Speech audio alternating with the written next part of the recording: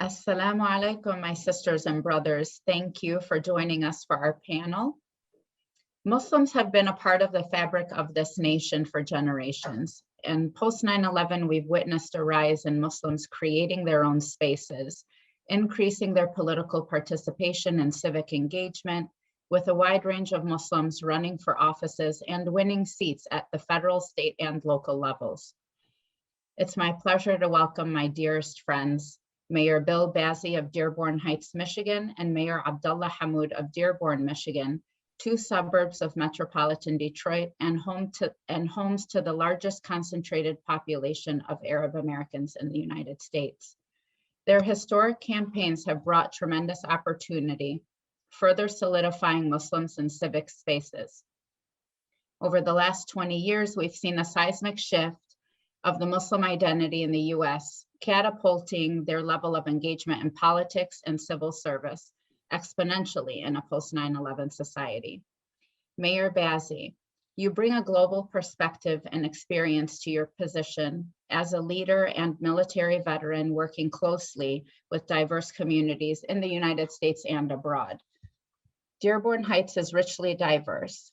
How did you reach this diverse population? And what was your greatest obstacle that you had faced during your campaign? And what helped you to overcome it? Assalamu alaikum. Thank you, Suehaila, and thank you for moderating this event. And so when I ran a few years ago for council, one of the things I actually wanted to be boots on the ground, wanted to talk to as many residents as possible. And when I was campaigning, I think I reached out most of the city I actually wore out two shoes, walking door to door, talking to people, taking notes, letting them know what I'm all about. And also I connected with a lot of residents. Being a veteran, there was a lot of veterans in the area, and a lot of them, even if they're not veterans, they had veterans that within their family. So we got a chance to really talk. I spent at least 6, sometimes 7 days a week on the ground talking to most of the residents from different cultures, different backgrounds. So what pretty much, I told them that I wanted to represent everybody in the city of Dearborn Heights, not just one group. I'm for the whole city, not for, one segment, one part of the city or not. As you know, a lot of people, they try to divide the city into two, the north and the south end, and that's the wrong thing to do. The city of Dearborn Heights is one city, not north or south. So I connected with them, and especially, so one of the toughest thing, for we had is the last year, with campaigning, obviously, Mayor Abdullah Hammoud had probably the same thing. It was hard to campaign because, we're on the ground, especially for me. I was already the mayor from last year. I was appointed. So I had little time to campaign. So what I did everything that I was doing when I was on council, but now in a mayor's capacity, we're helping the residents, through the flooding, and just being walking door to door, making sure everybody's okay, and just seeing what we can do to help our residents.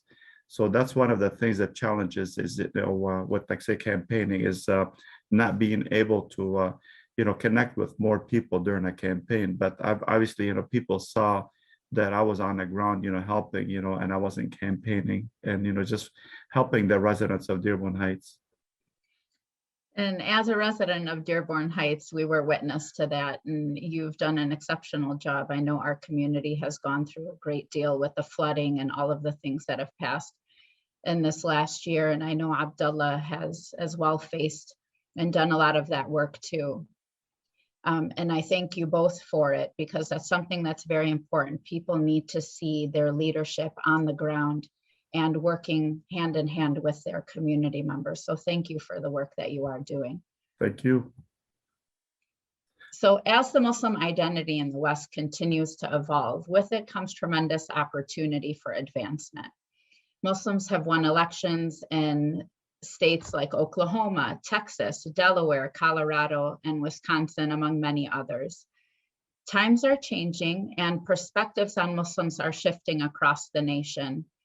Though we anticipate elections to often be easy where there's large populations of Muslims, that isn't always necessarily the case. I'd like to ask Mayor Hammoud, you led a very strong campaign. You openly shared your faith and your culture, and even beginning some of your speeches with praise of God or traditional Salamu Alaikum. Given the history of Dearborn's racial and ethnic and religious diversity and makeup, and some of the biases that have happened over the last several generations here in the community, how was your message and your messaging received by the greater community in Dearborn? And what advice do you have for Muslims who are seeking office that don't want to compromise their faith or culture to pursue their political aspirations, often feeling that sometimes they may have to? First of all, good afternoon. It's great to be here with all of you, and it's always great to see you, Suehaila. Thank you. You know, to the first part of the question on was my messaging always welcomed, or what was the feedback from the broader community for my messaging? There are many points that I probably discuss here. One, in my first campaign in 2016, that was the year that Trump also ran for president. During that campaign cycle, I'll never forget, I tended to use the phrase "our community." I'm running for our community. I'm running to improve schools for our community, to create better jobs for our community. Although I was successful in that primary election, so one of my opponents asked for a meeting after the election. She sat me down, and this was a non-Arab, middle-aged white woman. And she told me, she's like, I just want you to know and to hear it from me directly. When you say our community, we don't think you're saying all of Dearborn. We think you're saying just Muslim and Arab, which really opened up my eyes that there was a point of privilege on even saying the phrase our community. And so I shifted my messaging to say our Dearborn community moving forward. Now, over the years, I've been much more, purposeful about how I message, how I present myself. I don't shy away from saying my name with my ayn at the beginning and using whatever phrases it might be if I read a prayer or saying salam in Arabic. And the reason I do that is if you look to some other minority communities, that's actually how you begin to break down barriers, when you normalize the using of those phrases. When you are as proud of your religion and your ethnicity and your faith and your culture and your background, and you don't shy away from it. Because I think what tended to happen growing up in the post 9/11 era, we shied away from maybe doing things publicly so that we don't cast a stronger light onto us. And so I was hoping to accomplish that I am authentically Muslim Arab American. And this is how I speak, this is how I live.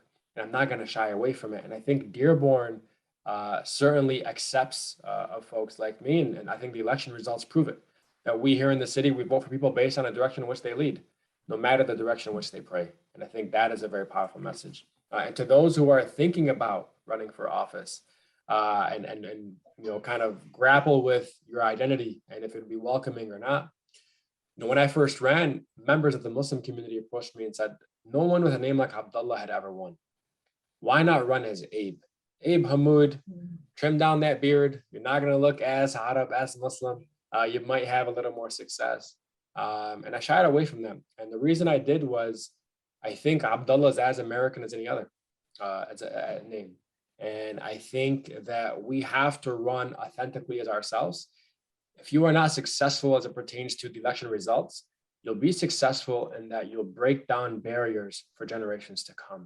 And so, that's the advice that I would offer. Thank you so much for sharing that. I know that for a lot of young people watching you step into your position, and even during your campaign, it really provided young Muslim Americans that sense of pride where here you have somebody running, not shortening his name, not shying away from his background and where he comes from. And I think that really has helped to motivate a lot of our younger generation to realize that they don't have to make any compromises, especially when you're seeing leadership across all of these states, like I was saying, in Oklahoma and Colorado. places where there may not be large populations of Muslims and Arabs, we're seeing that shift. And it's a beautiful thing. And I thank you for being so honest and forthcoming with your faith and your culture in front of the global population. Now, I have a question for both of you.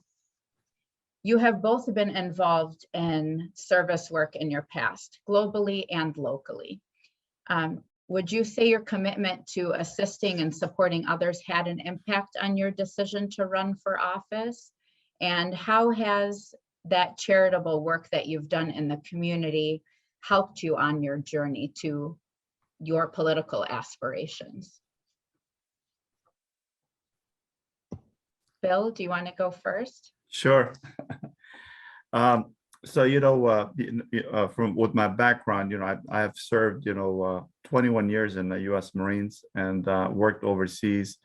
And, you know, some of the things that obviously as a young child, you know, my mom always ingrained in us in doing community service. You know, it wasn't at that time, and it wasn't by choice. It was, okay, this is what you're doing.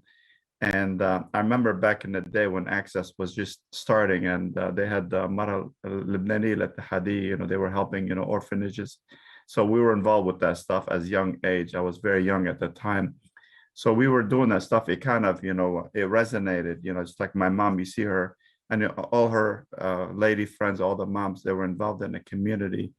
So when I joined the service, you know, I've done, you know, multiple deployments overseas, and you know, some of the stuff that I've done, you know, we had helped different countries, you know, build their infrastructure. You know, we trained their foreign, you know, governments with, you know, promoting democratic, you know, governance. You know, we trained their military, you know, and one of the best thing that I used to enjoy the most is when they give me on a humanitarian mission and, you know, help build infrastructure of like different areas.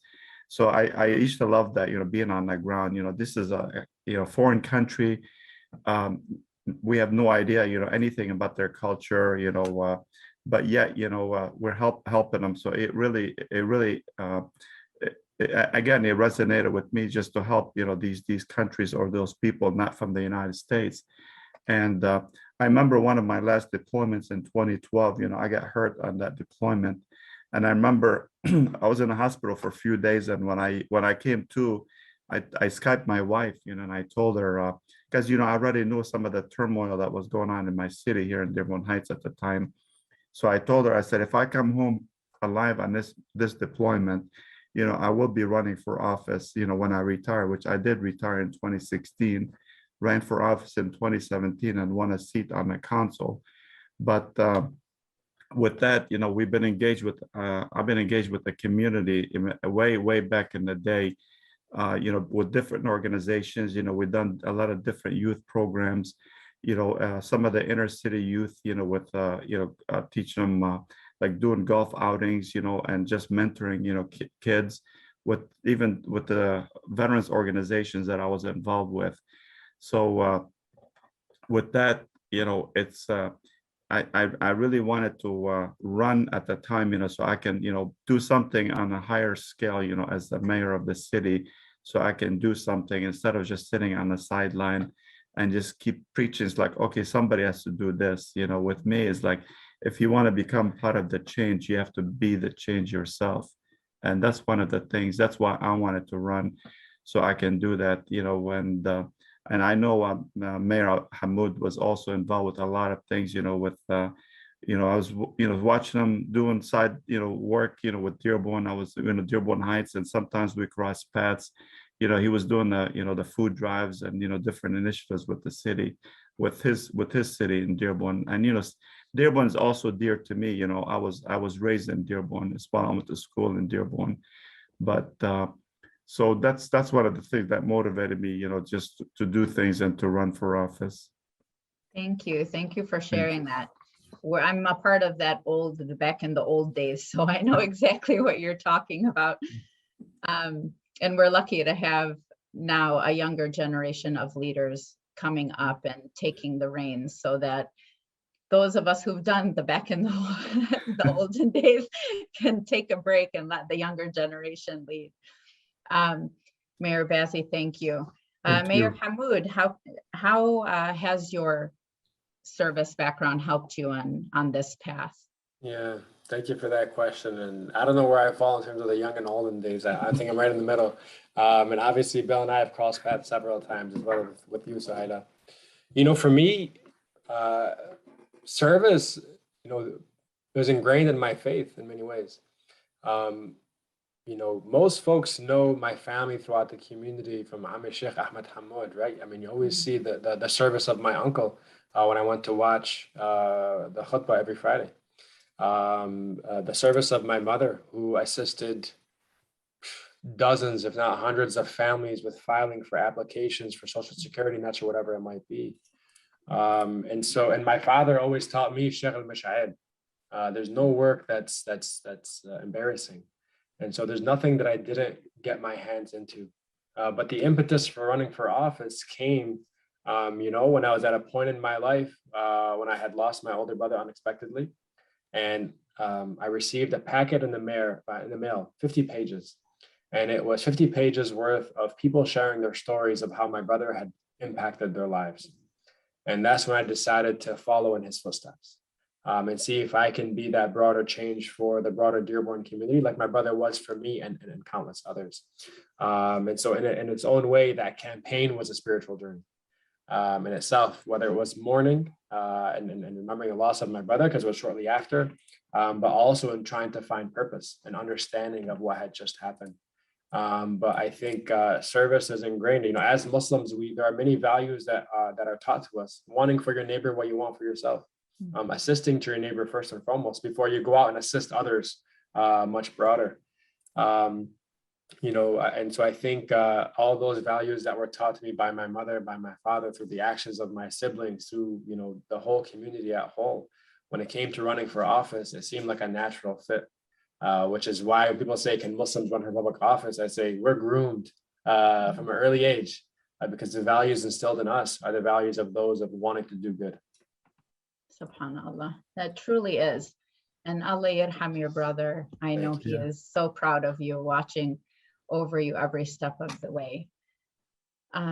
You know, we hope as time continues, we hope to see more Muslims in the West taking a vested interest in these types of positions and political spaces across the Muslim diaspora.